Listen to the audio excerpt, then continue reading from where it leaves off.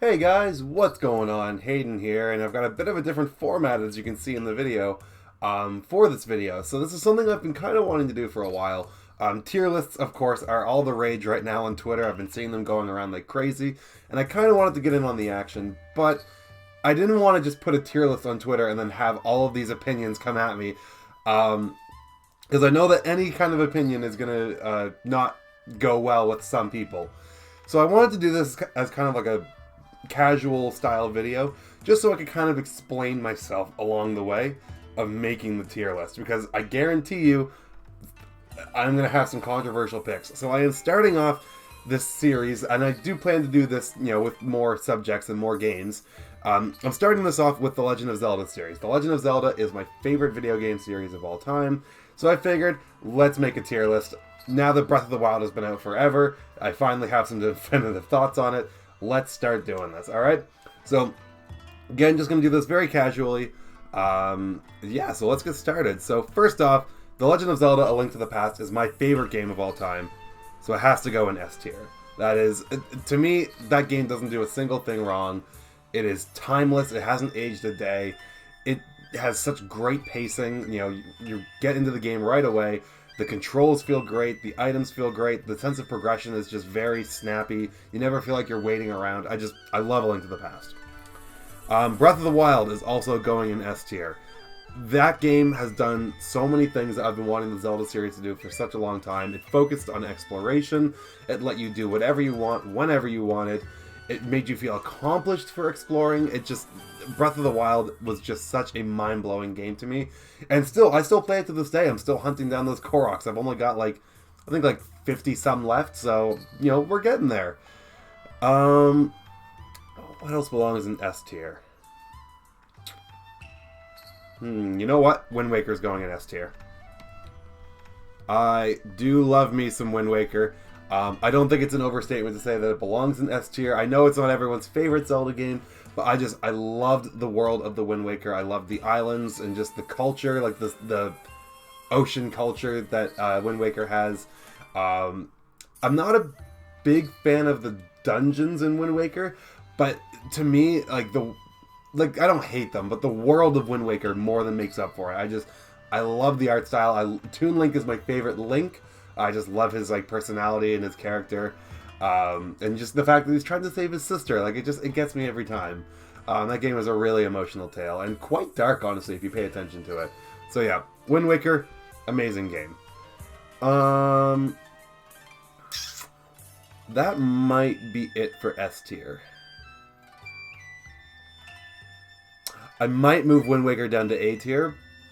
I'm going back and forth now, because the dungeons I really don't like that much in Wind Waker.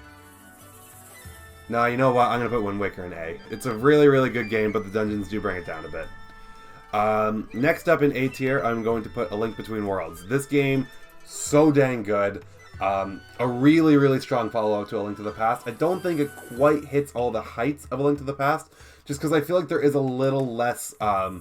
the exploration is a little less rewarding, because all you're really going to be finding is money to buy items. There are some things that you can find, you can still find heart pieces, you can still find a few upgrades, but for the most part, the exploration, I feel, has been dampered a bit, just because you're really just finding rupees so that you can buy more items, and you can find rupees kind of anywhere in the bushes. I just found that the exploration was based...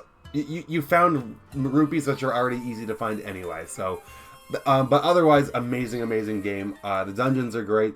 I really love the open nature of Lorule, and they really added a lot more story to the Link to the Past world that I didn't really think I needed, but I'm glad was there. Next up in A tier, I'm going to put the Minish Cap in here. I think this game is very, very underrated, very underappreciated. I think it doesn't do anything mind-blowing with the series, but I think it doesn't do anything wrong either. Yeah, it's a little bit on the short side. I think there's only 5 main dungeons, 6 if you want to count Hyrule Castle. But it's still a really cool game. It had some cool items in it, like the Gust Jar. The Rock's Cape made a return from the Oracle of Seasons game. So I really did like the Minish Cap a lot, and Eslo is awesome. One of Link's best companions ever. And I really love the Minish too, especially when you get to shrink down and go into their like areas. I just love seeing all of these like normal objects, like a clover or like a shoe, just be absolutely enormous next to Link. So I thought Minish Cap was a lot of fun, and it definitely doesn't get enough love. So Minish Cap is going in A tier. I am also going to throw Skyward Sword in A tier. Now this one is going to be controversial, I'm sure. I know Skyward Sword has its fair share of problems. The world is not... Like, the sky itself is pretty empty. There's not a lot to explore, which is a bummer for me because exploring is one of my favorite things, if not my favorite thing to do in a Zelda game. The actual, like, world itself, so, like, the forest and the desert and the volcano, they're all very linear, and again, not a lot of room to go off the beaten path, which kind of bums me out. But I will say, like, what is there, like, to play through is very fun. I think the motion controls work great. I never had a problem with the motion controls. I really didn't.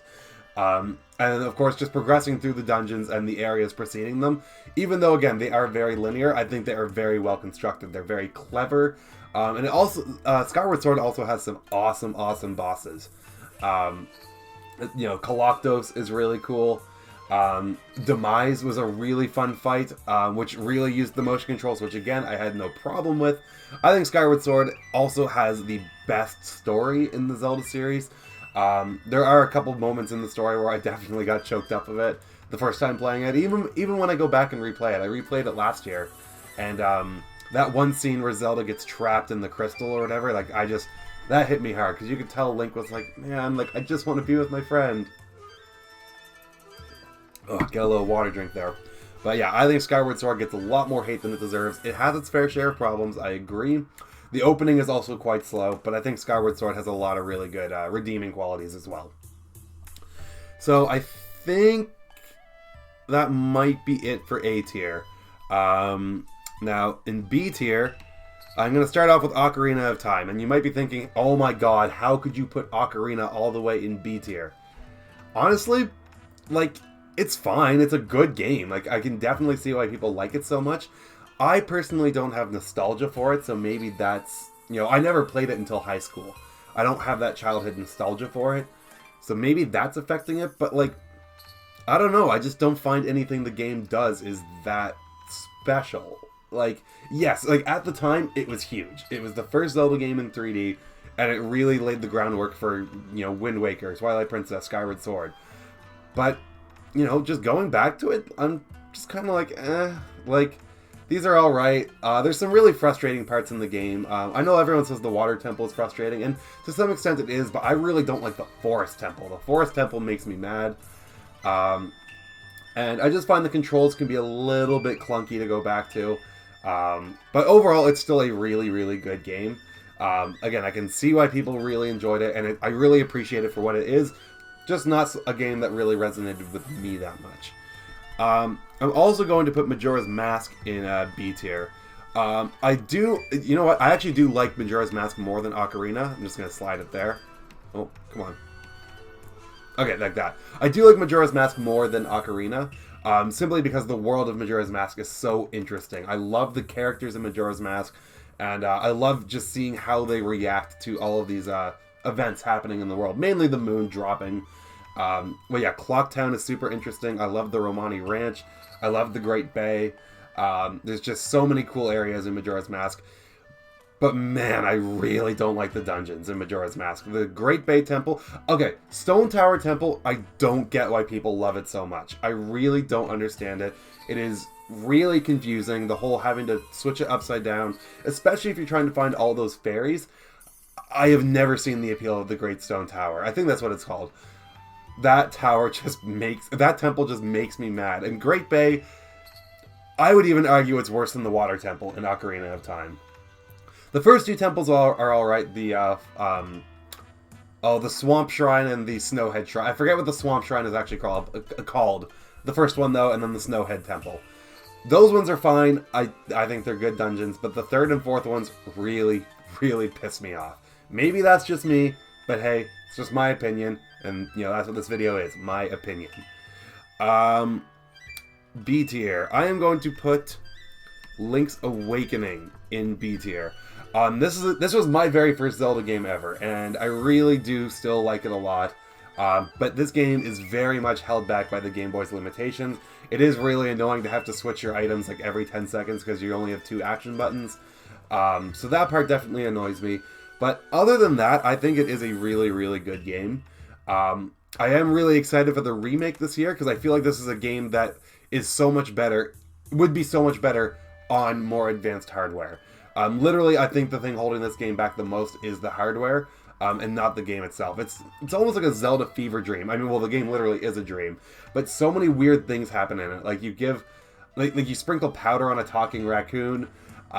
There's just so many cool things. You're fighting a giant like anglerfish. The windfish is like the final boss. There's, the game is just so bizarre, and that's because it's a dream. And I just really can't wait to see what they do with the remake. But yeah, Link's Awakening, great game, just really held back by the Game Boy itself. What do we got next? Twilight Princess, that's going in B tier. This is a game that I think has very high highs and very low lows. The highs include the dungeons. Usually, I actually more prefer like the world of Zelda rather than the dungeons, which might be a little weird because like the dungeons are like, that's where you get the MacGuffins. But Twilight Princess has some genuinely stellar dungeons. Even the Lakebed Temple, this game's water temple, I think is actually quite good. There isn't a single dungeon that makes me mad or I really hate. There's some that I like more than others. Like I really like Arbiter's Grounds. I like the Goron Mines. The Temple of Time was really cool with the Dominion Rod where you've got the big statue and you're squishing things. Loved that. But yeah, there's some really, really cool temples, and there's some really cool bosses. So, like, Stalord from Arbiter's Grounds might be the coolest boss in the Zelda series, where you're fighting on the spinner and you have to break away his spine. I loved that boss fight, and I still love doing it, even if I go back to the game these days. But yeah, I also think Twilight Princess has some really low lows. Like, a lot of the items are really underutilized. Like, there's so many cool items, like the spinner, the ball and chain, the Dominion Rod is even, I think, kind of cool. But they're all very underutilized. Like, they just, I've seen this been used before, but people just say that they're essentially keys. And that's kind of what they are. They're just keys to get through the dungeon, and then you maybe use them like once or twice in the overworld. So, I do really think Twilight Princess has a lot of cool ideas that are really underutilized. Even in the beginning of the game, you're taught, how to use the hawk grass and the how to like stop the goats or whatever. And you only really use those mechanics like once or twice, and it's kind of a bummer. But that said, Twilight Princess does have some cool things going on, and I really like Midna. The story, I think, is, it's good. It's not as good as Skyward Sword, but I think it's still good. Yeah, so Twilight Princess, I'm throwing it in B tier. Let's see. Spirit Tracks. That is also going in B tier. This is a game, and I'll get to Phantom Hourglass later, because, spoiler alert, it's going lower on the list. But Spirit Tracks really fixed a lot of the problems that Phantom Hourglass had. Mainly, the main central dungeon that you have to go back to isn't annoying as hell anymore. You don't have to retrack through old territory if you don't want to. The puzzles are much more clever. They're not spelled out for you. And again, I just like the world of Spirit Tracks. You actually get to play along with Zelda. She's actually your assistant in this game, rather than just being like the damsel. She's kind of the damsel because you're trying to save her body, but her spirit is with you, and I thought that was really cool. And this was also one of my favorite incarnations of Zelda, because she's definitely kind of goofy, likes to joke around a bit. I think Spirit Tracks is just overall a solid game. I don't think it's amazing or mind-blowing, and I do find the Spirit Flute can be a little annoying to play sometimes, especially if you've got somewhat bigger hands. But, Spirit Tracks, I think it's still a very solid game, and definitely one that's underlooked. A lot of people don't really look at it for its praises. They just kind of think, oh, Phantom Hourglass was bad, so Spirit Tracks must be bad. No, Spirit Tracks fixes a lot of the problems that Phantom Hourglass had. Alright, I am also, actually, you know what? I'm going to put Four Swords Adventure into the... You know what I'm just realizing? Triforce Heroes isn't here. But I never played Triforce Heroes, so it's not a big deal. But Four Swords Adventure, I am also going to put in the B tier. I have only ever played this game once with friends. Never, and I don't think we ever actually beat it. But I did play it at a friend's place, and we played it for hours one afternoon. Back when I was like in middle school. And this game was so much fun. Like, working together in a Zelda game so dang good. I really enjoyed playing it. I just wish that I actually owned it, so maybe I could form a better opinion on it. But from what I did play of it, I did really enjoy it. I think a multiplayer Zelda is a cool idea if they can pull it off, and I think they really did here. Now moving on to C tier, I'm going to put the original Four Swords, not in D tier, in C tier. Because again, it is just it's a cool game, but I don't think it's as cool as Four Swords Adventures. This one, again, also didn't beat it. I didn't know a lot of people that had the Link to the Past cartridge on GBA. But from what I did play of it, it was cool. Kind of like a fun side mode, but I didn't really consider it a full-fledged game. It just didn't feel like a full-fledged game to me. It felt like there was a lot more potential there, and they did that with Four Swords Adventure. So again, haven't played it that much, so I don't have that much of an opinion on it. But it was alright from what I played. I'm going to put the original Legend of Zelda also in C tier. Again, really respect this game for what it did at the time, but it has not aged the best. I have beaten The Legend of Zelda.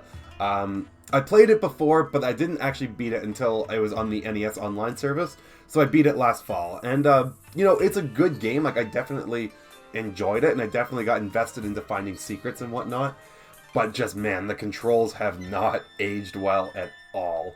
And I think that's a fair thing to say. I mean, they were cool at the time, but like, your sword being only able to go in front of you instead of like a swing is really hard to go back to. And also the fact that like that candle item, like you don't get the upgraded candle until later in the game, but you can only use it once per screen, and that was so annoying trying to find secrets with that. So the original Legend of Zelda, I gotta throw it in C tier. Again, I respect it for what it did back in the day, but it's kind of whatever nowadays. I'm going to put the Oracle games, both of them, in C tier. Simply because, again, I don't have nostalgia for these. I played these in university for the first time, so I was going into it, I was playing these games about 12 to 15 years or so. Would have been in 2013, so about 12 years after they came out, I think. I think they were 2001. And honestly, like, they're good games. They have cool ideas. But it was just really hard to go back to Game Boy games after playing, Link to the Past and Minish Cap already. I'm also not a big fan of just like the dungeons in this game just don't feel as good as the dungeons in Link's Awakening. Just my opinion. I know these games came after Link's Awakening and kind of built on the ideas of Link's Awakening. But honestly, I just didn't find the dungeons as engaging, and I don't find myself wanting to come back to this game as much as I do Link's Awakening. Now, I could be nostalgia that I have for Link's Awakening, but these games just didn't really do much for me. They're fine games, and I do like that they're not in Hyrule. I do like that they kind of, diversified a bit and kind of, I think Holodrum was the world, at least in Oracle of Seasons. I don't remember if that's what it was in Oracle of Ages. But, Labrina, maybe that's what it was? I forget. But yeah, it was cool that they stepped out of Hyrule, but honestly, these games don't do too much for me. Fine games, but yeah. And D tier. So, Phantom Hourglass, I think that game is not good. I really just, like, even when I played it when I was younger, like I don't mind the controls. The controls are fine. The puzzles are just spoon-fed to you. The dungeons are super bland. The world, I find, was kind of bland. I really didn't enjoy this game that much. I didn't find the side quests to be, rewarding at all. I just, I really don't enjoy this game. Even the final boss I felt was kind of underwhelming. I will say, though, one cool thing this game does is Linebeck. Linebeck is an awesome character. I think he's one of Link's best traveling companions. But other than that, though, this game... how could I not talk about the central dungeon, the Temple of the Ocean King? Good God, like, that was so annoying. You have to backtrack through the same dungeon layouts every single time. And granted, you get some shortcuts along the way, but it's still just so annoying to go through. Really, really just do not like Phantom Hourglass.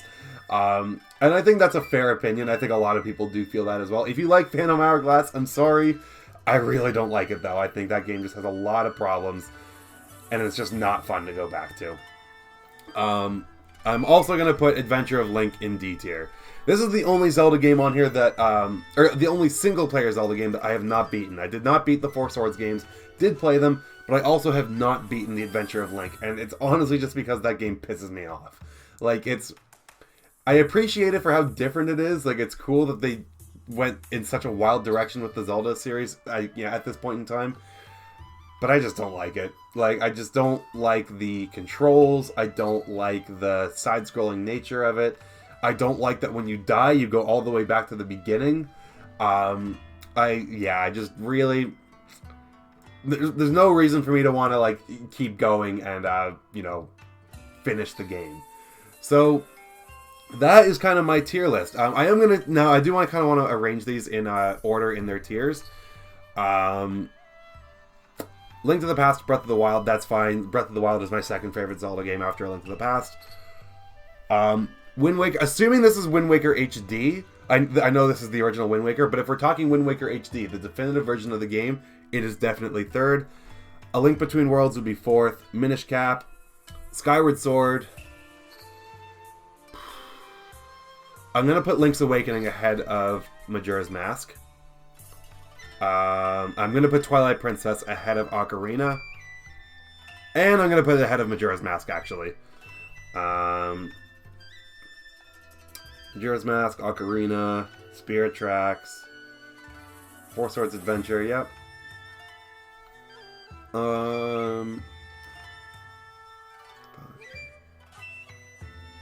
Yeah, and then I'd put the original Zelda, I think, over... No, you know what? I would put the Oracle games above the original Zelda. Move over. And I think I would put the original Zelda over Four Swords, just because, again, I beat the original Legend of Zelda. No, you know what?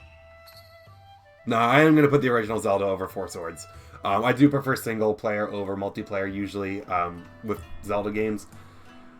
And I am going to put Phantom Hourglass over Adventure of Link, because at least I did beat Phantom Hourglass. But, yeah, I think that is my Zelda tier list. So let me know what you guys think about this in the comments down below. I'm sure your tier list looks different than mine. And I know I've got some controversial opinions on there, but yeah, leave a like. And don't forget to subscribe if you're not already for more tier lists, because I do plan to do more of these and other Nintendo goodness. Alright, see you later, guys.